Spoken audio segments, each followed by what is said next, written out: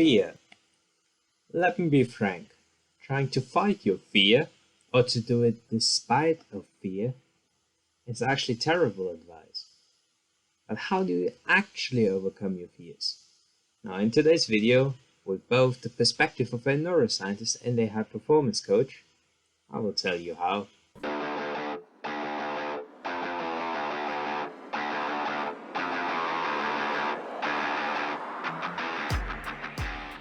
It's true. Fears what holds us back. It is what typically stands in the way of us and the life of our dreams. I mean, think about it. If there was no fear, you could do anything. You would speak in public, confidently and with certainty. You would freely express your opinion in front of others, and you would speak up without being afraid or holding back. And you would be courageous, you would be brave, and you would talk to the woman or man of your dreams. You would be spontaneous in your job. You would do that risky step in your business. Or you would quit the job that you hate and just follow your passion. So you would take action and you would stop procrastinating. Now, fear is a consequence of managing the challenge and skills balance poorly. That means that you tackle a gigantic challenge without chunking it down. Is in fact one of the major reasons for procrastination. I made a separate video about this and I will link it for you in the comments. But in any case, the point is that fear is typically the only reason that holds you back from accomplishing what you truly desire. Now, in this context, generally there are three common types of fears that we'll briefly address for you as a quick win. And the first is the fear of loss. Fear of loss. Now, it's the thought that if I change my behavior, I might lose something I like. So it's basically black and white thinking. And in this case, it's absolutely key that you shift your focus away from what you lose and towards what you gain long term. For example, you might not be able to eat cake for the next 2 months anymore, but in return, you will lose a bunch of body fat, you will be slim, you will look good, and you will feel great. And it's not like you cannot eat cake at all anymore, correct? So the key truly is to focus on what you will gain and not on what you will lose, because what you will gain will be worth it. The second common fear is the fear of the process. So the fear of the process. You're afraid of the hard work it will take to change. For example, you want to start a YouTube channel, but you don't know how to film videos. You don't know how to upload videos. So you are simply afraid to get started. You don't know what to do. And when that's the case, it's best to walk in with curiosity. How do you film a video? How do you actually upload this thing on YouTube? Well, let's find out. Let's find out. You need to challenge yourself to reach the next level and to become the best self that you can be. And the best way to tackle the challenge is to just be curious and make it fun. See it as a game. Because if you don't know how to do it, then again the best way to figure it out is to experiment and have fun while doing it. Let's find out. And lastly, the third common fear is the fear of the outcome. The fear of the outcome. So that means that you're afraid that you will do, or what you will do, will not be enough to reach the desired outcome. And in that case, just one thing I really want to point out is that you need to ask yourself, are you in a hurry? Because if not, just try until it works. Also, another thing to mention is that the first time you sat on a bicycle, for example, did you ride it perfectly? Like the Olympic athlete Lance Armstrong, for example? Well, probably not. So it probably took you a few tries until you were able to keep the balance on your bicycle. And what made you able to do so was regular practice. Because you practiced cycling over and over again, you eventually were able to keep balance. So once again, the point with everything is don't obsess. There's no need to rush. There's no need to be perfect the first time you try. Instead, just relax. Take your time and visualize the positive outcome that awaits you, because you will get better as you do it and you will be successful as long as you just keep moving forward. As long as you move one foot after another, even if it's slow, you will make progress towards your goals, even if it is fearful. Alright, now with these three common fears covered, we have the fear of loss. So you change and you believe that changing makes you lose something. Second is the fear of the process. You're afraid that you don't know how to do it. And the third thing is the fear of the outcome pain. You want to take action, but you fear that what you do won't be enough to reach your goal, no matter how hard you try. That said, having those three covered, let's get to the meat of the video, because the thing is that we are not interested in how to handle specific types of fears. There are hundreds of them, in fact. This video is about how you can handle all types of fear in existence. So, how do you actually overcome your fears? Let me tell you how. First and foremost, what you need to understand is that fear is just a feeling. And because fear is just a feeling, because it's just a sensation in your body, you can get over it. Now, from a biological standpoint, fear is caused by the hormone adrenaline, also known as norepinephrine. And during a perceived threat, norepinephrine is in fact released by the adrenal glands in your body, along with cortisol at a later point. Cortisol also keeps circulating in your body and also affects your brain for longer. However, adrenaline is what actually triggers the fight and flight response in your body, and some of it is actually good because it makes you excited. However, if too much adrenaline is released in your body, then it causes anxiety and it causes the so-called fight or flight response. And what it means is that you start to feel increased heart rate, you start to sweat, your pupils start to dilate. So that's when you get the physical reaction that you're normally used to when you are anxious. And that aside, what you also need to understand is that fear is in fact based on your underlying beliefs. Beliefs that have formed in the past due to what happened to you, and of course, your mindset. I put down a few examples here. So let's have a look at the fearful individual here. For example, your underlying belief could be, I embarrass myself when I feel fear. And that could be due to public speaking, for example. Let's imagine you had a speaking engagement in the past. You didn't know what to say. You were too embarrassed to speak up.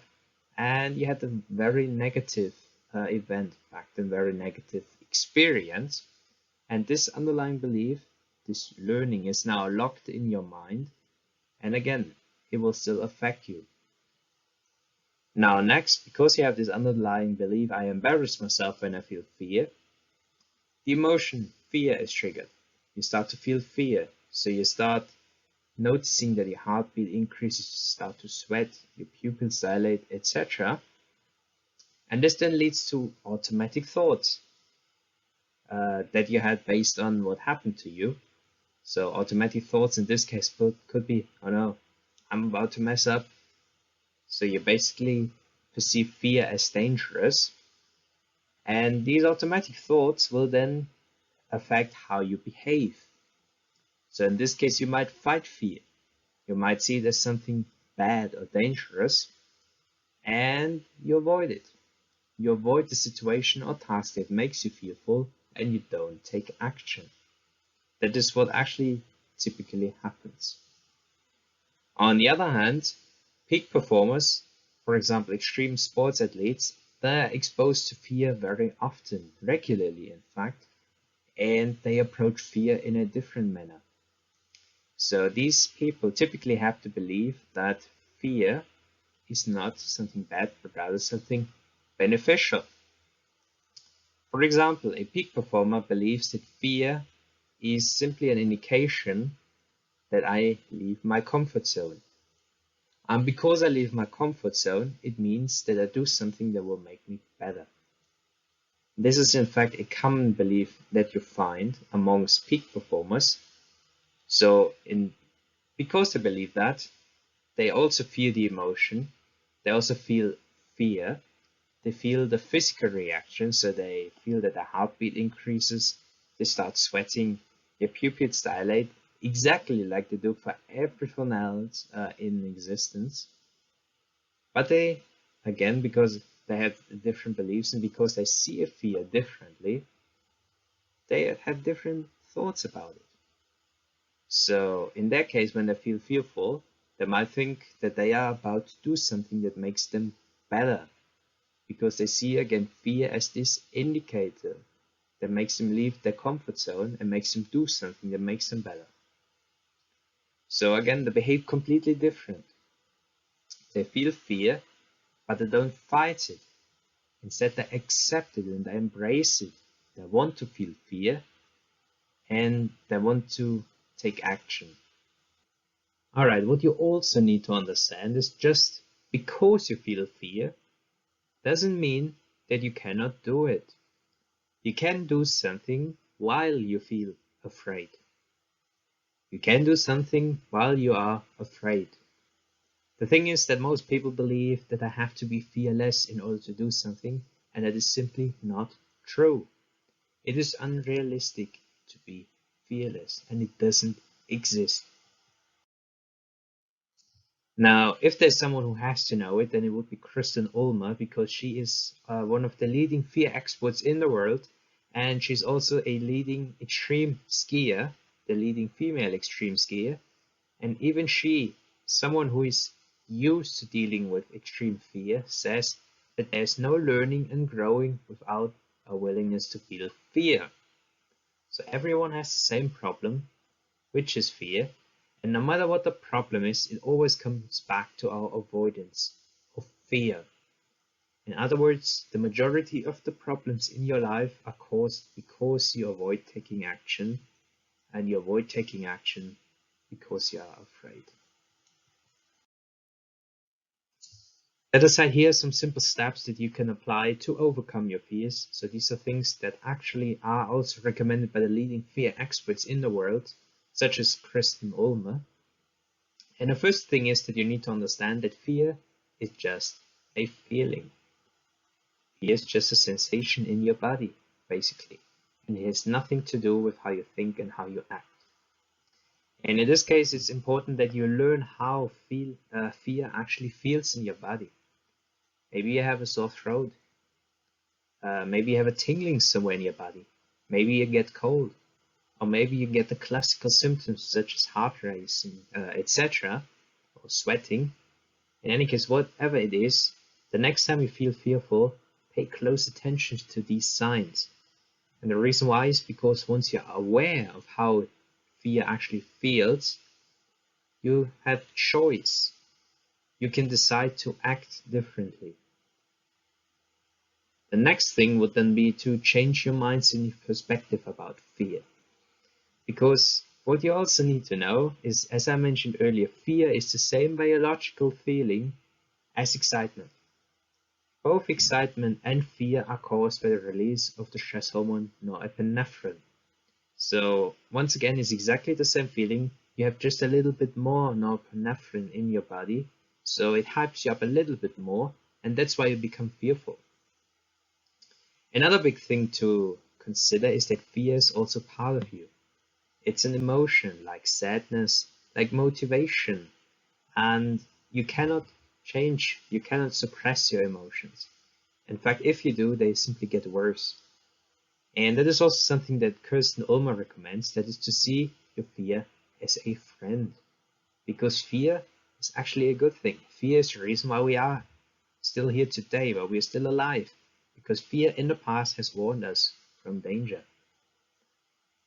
Other than that, it's very important that you, in this sense, as a friend, accept fear.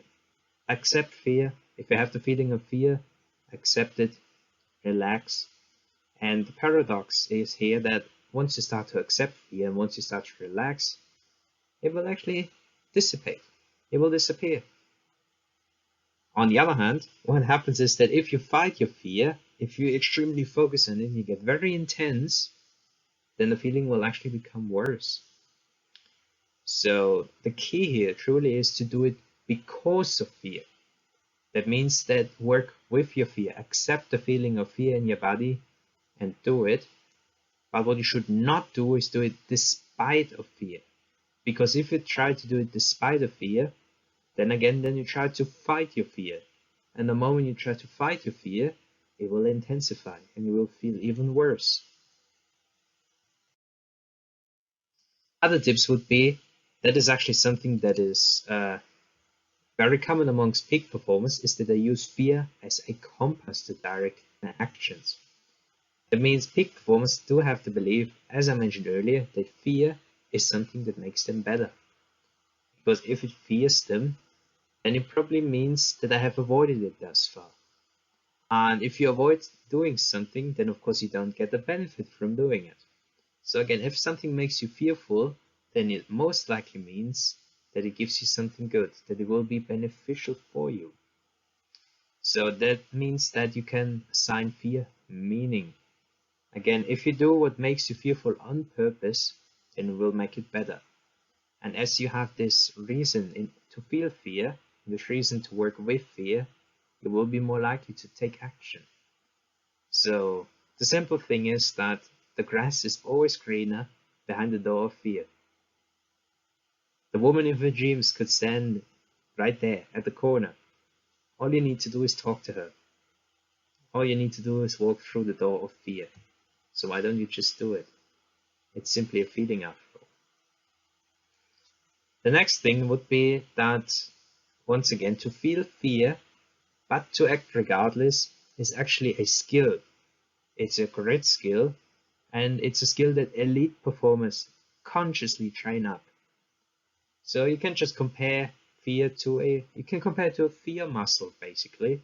So the more you actually work with your fear, the more you can or do take action while you feel fearful, the better you get at it.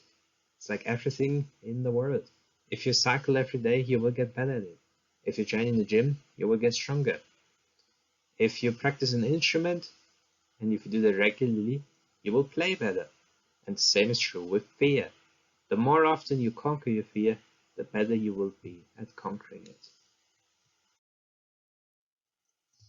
Other than that, it's also a very simple but very effective way to deal with it, is to simply think back.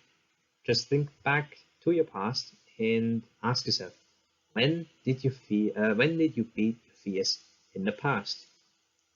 For example, if you're afraid of public speaking, it's likely that at some point in your life you gave a speech in front of others and you managed to push beyond your fears. So just ask yourself, what did you do? Maybe you just told yourself some specific words. Maybe you drank a cup of tea. Maybe you did some meditation before you have your speech. Again, in order to calm you down. So whatever it is, you can do it again. So do it again. You have already beaten fear. You already know how to do it. You just need to think back and again use the very same strategies again. That aside, it's also important that there are different ways to tackle your fear. The first one is to tackle fear head on. So basically you do it in one go, you jump into cold water, basically. It's actually one of the most efficient ways to deal with it because again, you overcome your fear immediately. It sucks for a second, but once you actually get started, it's much easier than you think. And the second way to deal with fear is to do it gradually. It's also known as systemic desensitization from a psychological standpoint. So that would mean that you do mini step after mini step, that you do slightly fearful things step by step by step, and this way you slowly but surely desensitize to fear. Ultimately, the point is that you need to get comfortable with being uncomfortable. You need to learn to feel fear, but act regardless. And that is, once again, how you break the plateau. That's how you actually learn to take action. And as soon as you take action, as soon as you do the things that scare you, that is when you truly reach the next level. Now, that said, if you still don't believe me, let's have a look at what the soon richest man in the world, which is the Tesla, SpaceX, and Neuralink genius and entrepreneur Elon Musk, says about fear. When I was a little kid, I was really scared of the dark. But then I sort of came to understand, okay, well, dark just means really the absence of photons in the visible wavelength, 400 to 700 nanometers. Elon's mother, May Musk. And Elon said, darkness is merely the absence of light. Then I thought, well, it's really silly to be afraid of a lack of photons. Then I wasn't afraid of the dark anymore after that. Alright, now, while this might sound like the rambling of a smart guy, the key point here is that Elon rationalizes fear. Always remember that fear is just a feeling. It's just a sensation in your body. And the hormone that triggers fear, again, norepinephrine, it also triggers excitement. It hypes you up. And again, if you are hyped up, then everything is basically blown out of proportion. My grandma made soup today. Oh my god, my grandma made chicken soup. Does it mean she's ill? I need to look after her, she will die. So, stuff like that basically. So, I'm obviously joking here, but that is literally what happens. Fear just hypes you up. Again, the very same hormone that makes you excited also makes you fearful. And that's why logic helps. So, my grandma made chicken soup today. Sure, why not? She probably has no ingredients left and she probably needs to go shopping. So, once again, use logic. Out-argue fear, and don't let fear out-argue you. One thing I really like about you is you are unusually fearless and willing to go in the face of other people telling you something is crazy. And I know a lot of pretty crazy people, you still stand out. Where does that come from, or how do you think about making a decision when everyone tells you this is a crazy idea? Or where do you get the internal strength to do that? Well, first of all, I'd say I actually think I feel fear quite strongly. So it's not as though I just have the absence of fear. I feel it quite strongly. But there are just times when something is important enough, you believe in it enough, that you do it in spite of the fear. So speaking of important things, like people shouldn't think people shouldn't think, well, I feel fear about this and therefore I shouldn't do it. It's normal to feel fear. Like there'd have to be something mentally wrong if you didn't feel fear. If you just accept the probabilities, then that diminishes fear. When starting SpaceX, I thought the odds of success were less than 10%, and I just accepted that actually probably I would just lose everything. But that maybe would make some progress if we could just move the ball forward. Even if we died, maybe some other company could pick up the baton and keep moving it forward, so that would still do some good. Yeah, same with Tesla. I thought the odds of a car company succeeding were extremely low. Now, as Elon said, accept the odds, or the probability of failure. In other words, accept fear. Because as soon as you accept fear, once again, the feeling of fear will vanish, and you will be free to take action again. You will become comfortable with acting, despite having the feeling and sensation of fear in your body. And as you take action because of fear, you will slowly but surely make those big ambitions that you have a dream. And you will slowly but surely learn the skill that we call fear tolerance, the grit skill. I know that you can do it, so be brave. Stop fighting your fear. Accept and embrace your fear instead. Because the secret to beating your fears is actually not to beat it, but to work with it and change your way of how you perceive the feeling of fear in your body. Fear is not there to harm you, but fear is there to guide you towards your dreams by showing you the way there and showing you the actions that are actually getting you there. And this concludes the video. So thank you for watching, and if the video was insightful for you, please just leave me a like, subscribe for more future neuroscience and high performance videos, to help you become your very best self. And I'm curious. I'm curious to know, what fear do you personally struggle with the most? And do the tips in this video help you to take action? Let me repeat it, there's not a single problem in the world that cannot be solved by taking action. And I know that you can make it work. And all you need to do is to train up your fear muscle. Alright, that said, have a nice week, and I will see you in the next video.